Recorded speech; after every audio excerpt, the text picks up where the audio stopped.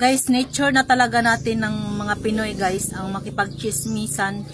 Nature na natin yan guys, yung may nakasalubong tayo, ganyan. Nature na natin yung may makikipag-usap sa ating kapwa, ganyan. Lalo na sa mga tao na nakapaligid sa atin, mga friends, mga kaibigan, ganyan, mga relatives, ganyan. Natural na sa atin yan guys na kumbaga makikipag-usap talaga tayo guys. Minsan guys, naranasan nyo ba guys na kumbaga iniiba yung usapan guys para mapasama ka lang, ganyan. Kumbaga sakto naman yung kwento parang may kumbaga ini-edit nila yung kwento guys. Kumbaga iniiba nila yung kwento para mapasama ka lang guys. Ganyan guys. May kakilala ka ba kayong ganyan guys? Na ganyan klaseng tao guys.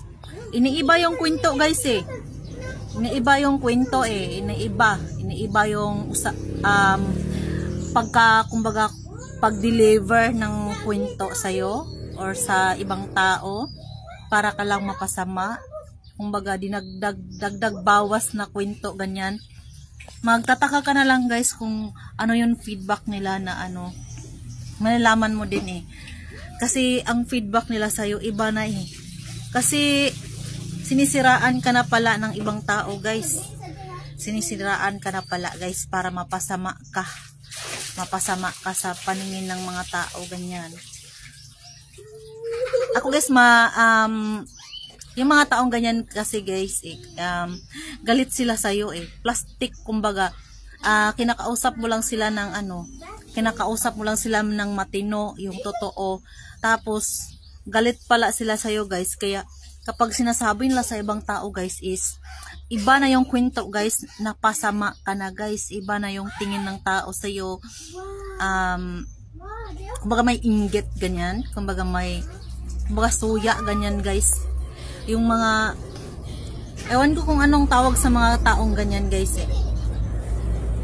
ako guys, hindi ko naman ugali na i-edit yung mga kwento yung siguro yung iba is galit lang talaga sila sa'yo, kaya ginagawa ka lang masama, or kumbaga nakipagplastikan sila sa'yo, tapos totoo yung sinasabi mo sa kanila, or genuine yung pagkakwento mo sa kumbaga sa mga sabi-sabi, kumbaga sa mga sinasabi mo, genuine naman yung sinasabi mo sa kanya, kinakwento mo sa kanya, tapos nagtataka ka na lang yung iba na lang yung talaga yung feedback ng ibang tao sa'yo, or ang tingin ng tao sa'yo guys, masama na talaga guys. Kasi